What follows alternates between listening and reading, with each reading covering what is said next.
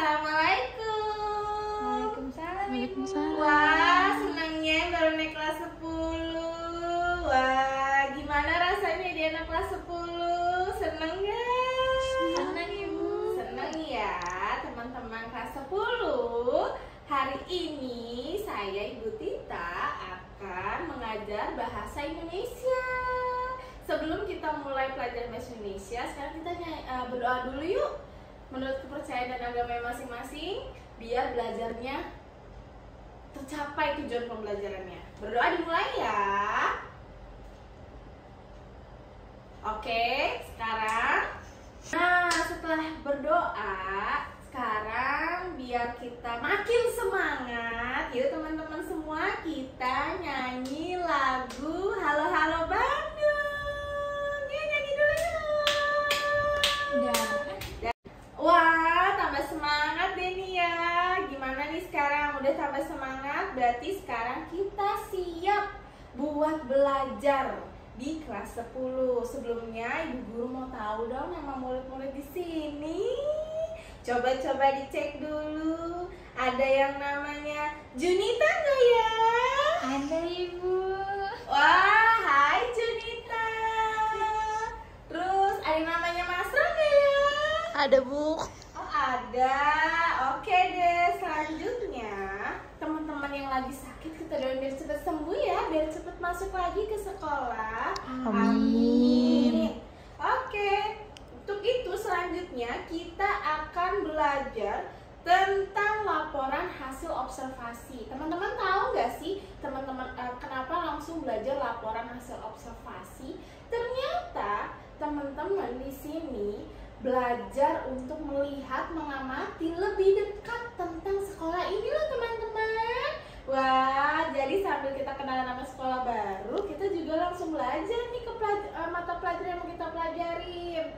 Di sini kita akan belajar tentang gimana sih, apa sih tentang sekolah ini. Teman-teman datang ke sini udah tahu belum naik apa? Naik angkot. Naik angkut ya, angkutan umum ya.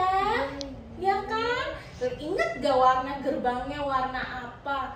Daerahnya daerah apa? Ingat ya?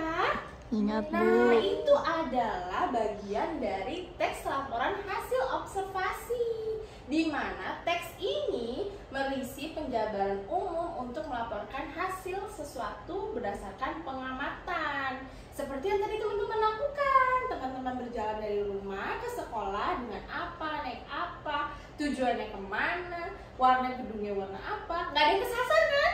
Ada yang kesasar nggak? Nggak kan? Nah, terusnya di laporan teks laporan hasil observasi ini teman-teman juga menggambarkan ciri, menggambarkan bentuk maupun sifat dari benda, hewan, manusia, tumbuh-tumbuhan atau peristiwa yang terjadi di alam semesta kita. Nah, teks hasil observasi ini bersifat faktual, ya kan? Karena sesuai dengan apa yang tadi teman-teman lihat kan? Bener nggak? Benar, Ibu. Sudah. Oh ya. Nah, ini dia tujuan kita ngerti lagi nih. Kenapa kita harus ngerti tentang laporan hasil observasi? Jadi dengan laporan hasil observasi kita bisa mengatasi suatu persoalan, menemukan teknik atau cara terbaru. Siapa tahu nih teman-teman setiap hari mengamati gimana caranya nggak kena macet setiap pagi. Teman-teman jadi tahu, oh jalannya jam segini. Itu teknik. Oh lewatnya lewat sini. Nah itu mengambil keputusan yang lebih efektif. Gimana caranya bangun nggak terlalu pagi tapi nyampenya bisa lebih cepat, melakukan pengawasan atau perbaikan, ya kan? Jadi nggak gampang telat nih teman-teman. Terusnya mengetahui perkembangan atas suatu permasalahan. Nah, di sini di laporan hasil observasi teman-teman juga belajar untuk ini berdiskusi dengan teman-teman satu sama lainnya.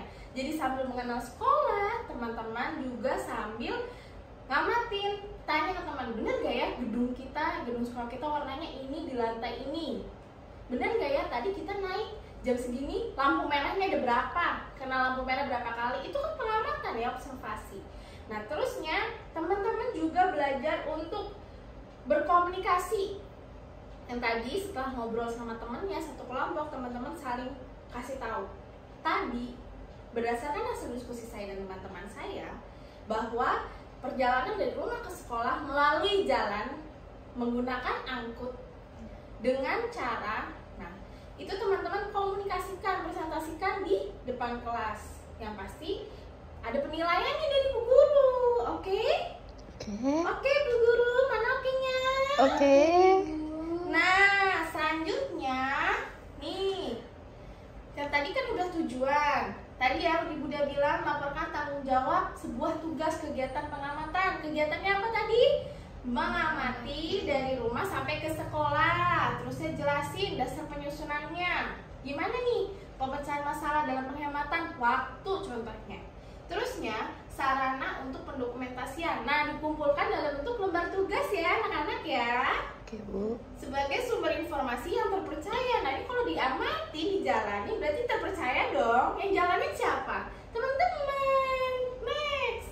Nah, ciri-cirinya gimana ya Bu Guru laporannya? 1. Bersifat objektif. Objektif itu apa? Sesuai dengan kenyataan yang ada. Ya, enggak yang dibahas itu cuma satu nih, sekolah. Gimana caranya ke sekolah? Gimana caranya menuju ke sekolah? Di posting. Nah, terusnya ditulis dalam lembar kerja, di dalam kertas folio. Teman-teman dikasih waktu 1 kali pertemuan lagi, udah selesai. Jadi teman-teman diskusi. Pertama teman-teman amatin, ingat-ingat tadi berangkat ke sekolah gimana, naik apa, menuju gedung warna apa, menuju ke sekolah ini gimana. Ditulis di atas kertas folio. Terusnya sebelum dikumpulkan dari presentasi, teman-teman diskusi sesama teman kelompok, ceritain satu sama lain pengamatannya gimana. Terusnya ya ini berdasarkan fakta yang telah dilakukan, teks berupa teks ditulis, tidak mengandung dugaan. Jadi nggak bisa nih kira-kira kalau aku berangkat 5 menit lebih awal, nggak bisa kira-kira, harus dicoba. Hari ini datangnya jam segini, besok 5 menit lebih awal dicoba. Terus saling berkaitan dan hubungan dengan jenjang antara kelas dan subkelas yang terdapat di dalamnya. Oke, ada pertanyaan nggak teman-teman? Enggak, Bu. Tidak ada.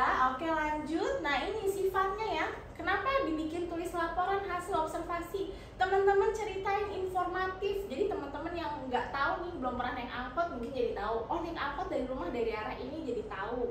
Komunikatif. Seakan-akan yang baca, oh kalau pagi-pagi berangkat jam segini rasanya kayak gini ya, kayak diajak ngomong di dalam tulisannya. Objektif, yaitu yang diceritain teman dan menuju sekolah. Gitu ya teman-teman ya, oke? Bu. Strukturnya nih. Strukturnya itu jadi teman-teman bisa bikin jadi dari misalnya umum dulu. Tentang akunya dulu, aku berangkat ke sekolah menggunakan ujungnya sekolah, atau sekolah dulu, sekolahku berada di Jalan Perindustrian nomor 7, atau kalau aku rumahnya di, berarti kan ceritanya dari teman-teman, perjalanannya baru sekolahnya. Intinya adalah sekolah ya. Berarti kalau misalnya intinya di belakang, sekolahnya di belakang, akunya dulu di atas. Tapi kalau misalnya teman-teman yang mau ceritain langsung tentang objeknya, teman-teman harus ceritain dulu. Sekolahku berada di, merupakan sekolah yang terletak di, gitu. Oke? Udah paham belum? Paham, Bu. Terusnya, struktur lain ini bisa dilakukan dari definisi umum yang tadi, umum, aku dulu menuju sekolah. Terus bagian-bagian berisi pokok. Jadi satu-satu nih, minimal 3 paragraf. Terusnya, manfaat menggunakan sesuatu. Jadi definisi merupakan bagian yang bisa dimanfaatkan. Penutup, bagian rinci akhir dari tes. Penutupnya itu, ternyata akhirnya aku sampai ke sekolah dengan selamat, tidak terlambat, tidak kena macet misalnya. Ada rincian akhirnya, oke? Ya, Bu. Terus selanjutnya, nih, karena tadi harus informatif, komunikatif, dan objektif, jadi bahasanya harus menggunakan frasa nominal diikutin penjenis dan deskripsi. Maksudnya apa? Yaitu dijelasin nih menggunakan verba di sini. Maksudnya sekolahku merupakan, tadi yang Bu Guru bilang ya, aku sekolah di, aku adalah seorang siswa di, menjelaskan pendeskripsian tadi karena yang harus informatif dan komunikatif. Terus saya menggunakan verba aktif untuk perilaku seperti bertelur, membuat, Ini kalau ceritanya tentang makhluk hidup. Terus menggunakan kata penghubung dan, serta, tetapi, sedangkan, ini kata penghubungnya nih yang harus diingat-ingat. Terusnya paragraf utama untuk menyusun informasi utama, dan ya ini. Next. Langkah-langkahnya. Nah, tadi pertama bikin dulu judulnya. Menuju sekolah. Cerita perjalananku ke sekolah, atau sekolahku. Judul dulu laporan sesuai yang mau diamati. Karena yang mau diamati apa tadi? Sekolah. Berarti judulnya nggak jauh-jauh dari sekolah. Terusnya buat kerangka, pembuatan gagasan utama. Pertama di paragraf 1 ceritain rumahku misalnya. Kedua, perjalanan angkotnya lampu merah. Yang ketiga, sekolahnya.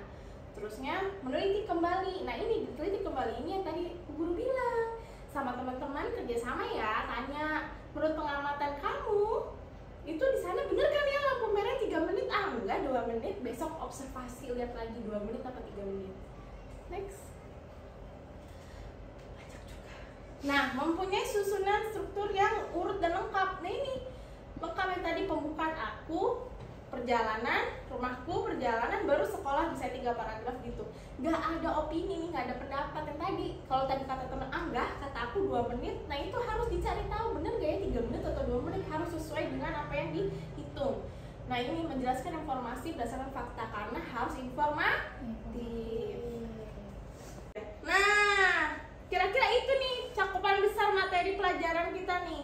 Jadi ya sekarang yang teman-teman pelajarin, teman-teman siapin, selain lebih mengenal sekolah, teman-teman siapin kertas folionya, teman-teman siapin bukunya, terusnya teman-teman juga siapin pulpen yang pasti buat nulis, karena laporannya dalam bentuk tertulis. Nanti teman-teman inget-inget lagi, diskusi sama teman kelompok, besok pagi ke sekolah, lihat lagi, observasi lagi, pertemuan besok kita cek, kita dengerin temennya satu persatu ke depan, oke? Kita lihat laporan hasil pengamatan mereka, bener nggak ya dari jalan dari rumah di Jatinegara ke sini 30 menit, coba kita bandingin, kenapa yang dia 30 menit, kenapa yang ini 25 menit, kenapa yang ini, kenapa ini, oke? Kita jelasin, pasti ada alasan. Jelas teman-teman? Jelas Ibu. Oke deh, jadi gimana semangat belajarnya, masih semangat? Semangat Ibu. Tambah mengenal sekolahnya dong. Asik. Oke deh, jadi besok pertemuan selanjutnya udah siap ya, udah dilihat lagi nih, dianalisis lagi ya. Oke. Terima kasih teman-teman kelas 10 udah dengerin Bu Guru.